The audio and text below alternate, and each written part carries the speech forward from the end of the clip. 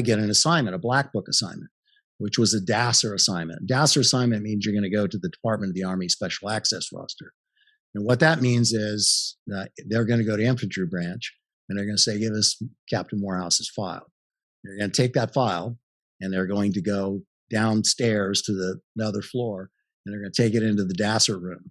And it goes into a DASSER file, which means now that nobody can get access to that file except them. And they also go into the big personnel computer and they remove you from it such that, or they put you into another cache. So now if somebody has access to one of those computers in an S1 shop or something else and types in Morehouse, it shows up service member not on file, SM not on file. That's a DASSER assignment. Sounds really sexy, right? And so, so I'm like, okay, but you have to be interviewed for this.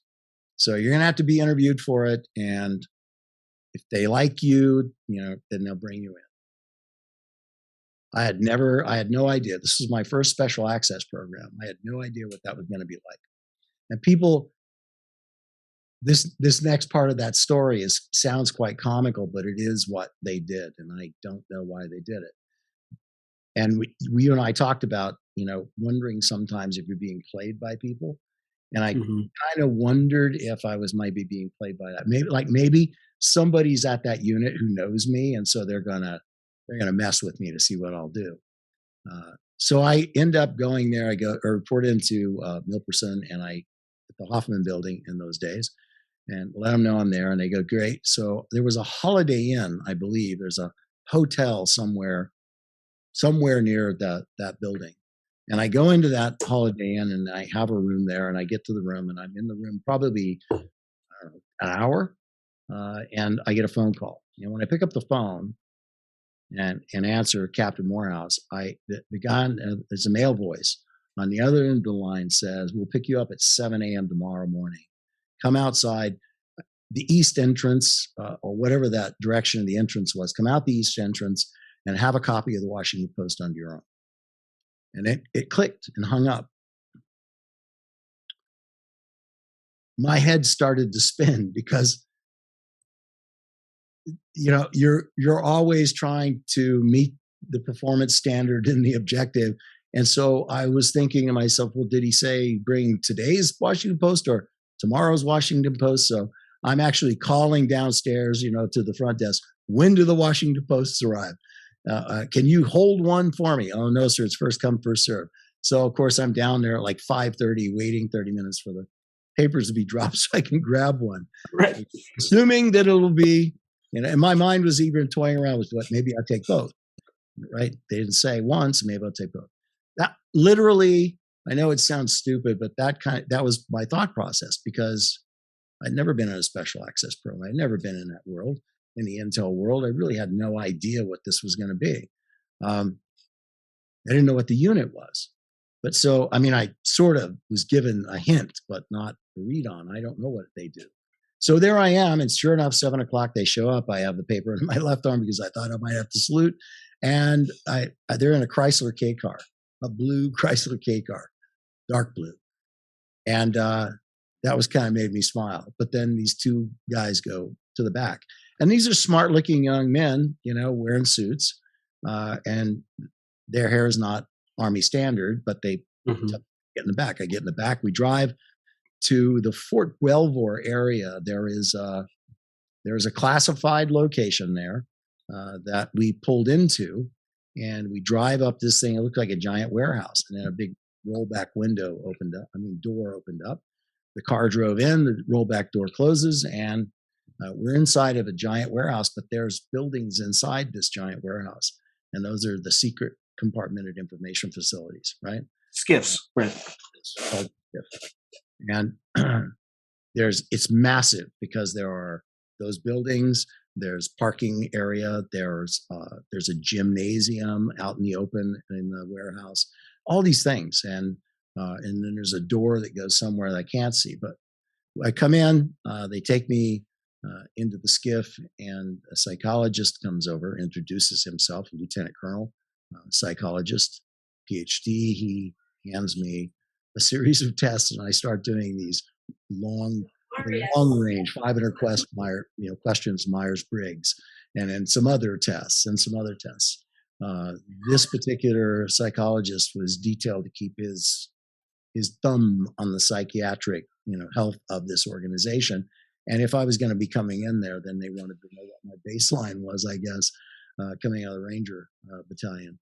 So I ended up, I guess, passing the tests and passing the oral interview because I was hired. It was come on in and, we'll get you processed. So you go in, it's crazy. I mean, they give you an official passport, which I'd never had one of those before. In a suit and tie, your hair already grown out a little bit. You start to meet people. I was there as the deputy XO, so I was not an operator that was going to go into country and do something. I would say, because of this special access program, it was called USAISA, United States Army Intelligence Security Agency, support agency. And ISA was a classified organization. It's become like the Grey Wolves or the it's called the Army of Northern Virginia is either a precursor or the same unit, right? It was a secret Army of Northern Virginia when I was there, which is Vent Hill Farms. Yeah. And the headquarters is in the building that I was in now. And there was a guy that wrote a book called Killer Elite. If you haven't read that book, you should, if you want to know what I'm talking about. That was the organization. And it listed, I don't even know how he got away with it, but it listed all the operations, names, places, things, everything from when they were FOG up until they became USAISA. They're actually codenamed Orange, if you ever hear somebody say Orange. There's a book called Relentless Strike by Sean Naylor. I think it was published in 2016. It goes into all these sort of characters. I can't remember if they're called Grey Wolf either, or they were Gray something. Gray Fox. That's okay. I know I had it wrong, but right. It was one of the nicknames that came in that they associated it with early on, though, not later on. Right. When I was there, it was Royal Cape. And it was one of the places where I first got to see things at that level. I mean, Claire George from the CIA and all these people show up for briefings. And essentially, I was told by Colonel Tony Lackey, because we used to run to work together. I lived literally 100 feet from him at Fort Belvoir. And so every morning we'd run together, and I was like his token ranger. He was an SF intel guy. And most of the guys in FOG or ISA now, we're SF guys, Special Forces, now converted there. They were a little bit disturbed by the fact that it was now becoming what's called a purple assignment. Purple means that they're bringing in people from other branches, Navy, Air Force, Marines. When I was there, one of the first purple suitors came in, which was a Marine officer. He was a good guy. We were both laughing because he was a Marine. We were laughing at our hair's growing out, right? And we're wearing suits to work. We were laughing about that. But running with Tony Lackey, Colonel Lackey, in the mornings was fulfilling because we would talk the whole time. We didn't run really fast because he just didn't run fast. He was old. He was as old as I am now, right, or close to it. And but he was a great conversationalist. I learned more about the intel world then, and his explanation to me about why the organization existed is because the first time it was understood that it was needed was in the Iranian hostage rescue attempt. They needed something to support infrastructure, right? They needed something to get in there, to find trucks, to find a safe house, to find landing zones and other stuff. They needed somebody that could be well covered in doing something like that. So people became employees of Coca-Cola to go be there on the ground to do that, right? Or some other witting in some cases and non-witting in other cases, corporations that these operatives were able. What is it? Is it were they Knox or not under official cover or not official cover? An official cover, like there's different. Yeah. And so, I mean, that was a job I think I would have loved to have, although I would have stuck out like a sore thumb. One of the original criticisms of the organization was when you say that, actually, I was thinking exactly. So going back to your, sorry to interject, but when you're talking about your Wall Street Journal story, or sorry, your Washington Post story. What really stuck with me was you put it under your left arm so you could still salute. Yeah. Whereas what I would have done is I would have put it under my right arm just to try to because that would have been an obvious tell if somebody were trying to find you, right? Anyway, sorry, I had to go back to that. You're thinking the way they would have wanted you to think, because the place was funny. But back to just why it existed, according to Tony Lackey, was the CIA focuses on political, industrial, and economic espionage. That's their primary focus. They didn't want at that time to support this operation in Tehran. They didn't want to be part of that on some level for whatever reason. And this is, of course, Colonel Lackey's interpretation of it as the commander of ISA. But that is one of the reasons they created the organization, was actually to start a spy agency within the U.S. Army that functioned in that way to go do those kinds of things, to support clandestine covert military operations in tier 1, tier 2 countries. That was kind of the mission statement. How they went about doing that was as varied as the commanders and the personnel there.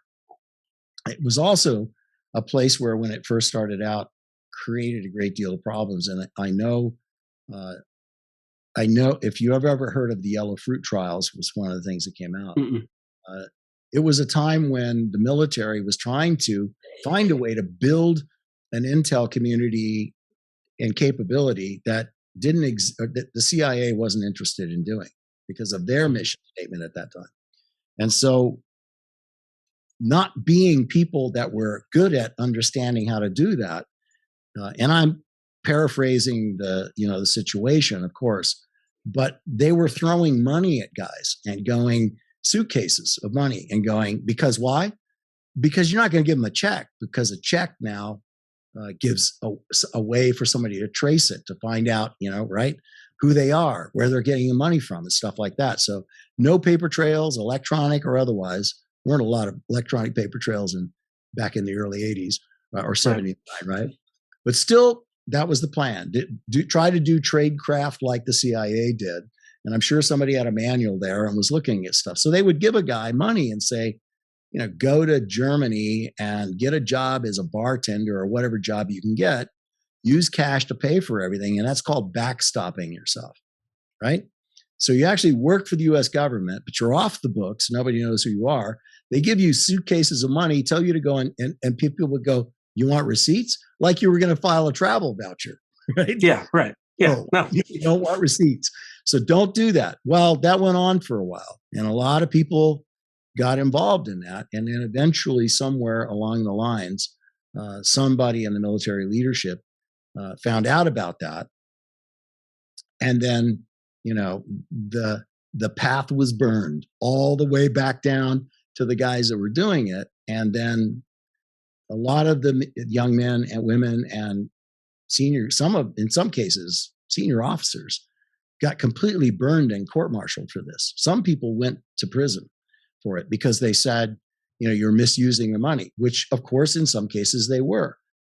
You weren't supposed to be using the money to go to a topless bar or using money. Didn't like Marchenko, the founder of SEAL Team 6, wasn't he kind of caught in some of that? Marchenko.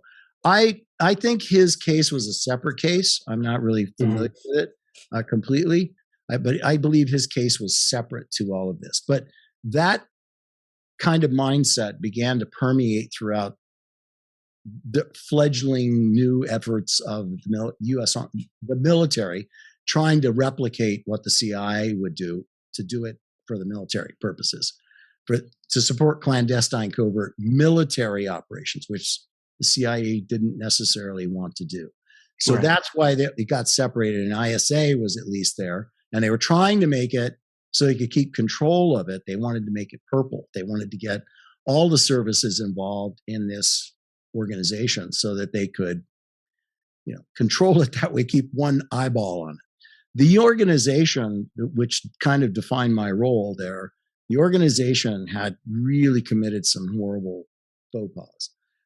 Like going, whoever it was as a commander going to a party where the Secretary of the Army, John O. Marsh Jr., was. And, talking about something, and John O. Marsh Jr. saying,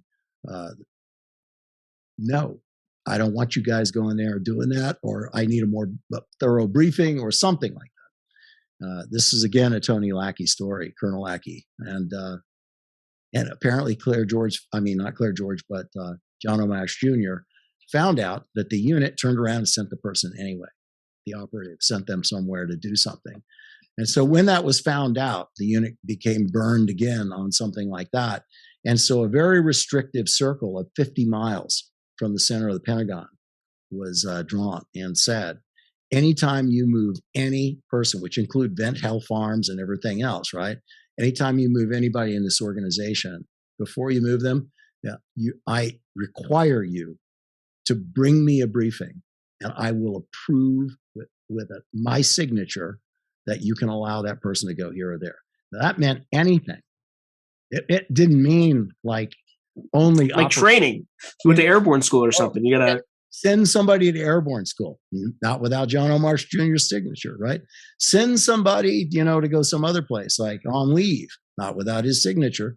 It became so distrusted. He didn't trust if you said, well, you're going on leave. He didn't trust that actually meant that. So that meant that my deputy XO position actually kind of mutated into this thing called a staff action control officer. And which, God, I hated that. I mean, I had these giant 3-ring binders with all the stuff in them that were classified. And you would be there and you get the approval from Colonel Lackey, okay, got to go brief that one. And so I was the guy that found out that every approval for travel or to movement, a movement order for somebody, went through 54 different desks in the Pentagon before it got to John O. Marsh Jr. Yeah, it's not really a good way to kind of maintain a covert operation. It was typical Pentagon bureaucracy, right? And it was everybody in between the activity and John O. Marsh Jr. thinking that they should have a say in all of that. So 54 different desks that this would go through. You can only imagine the irritation of the unit, because sometimes these things would be time sensitive. Like, jump school starts 2 weeks from now. And these 54 people looking at this thing, putting comments on something before it got to this John O. Marsh Jr.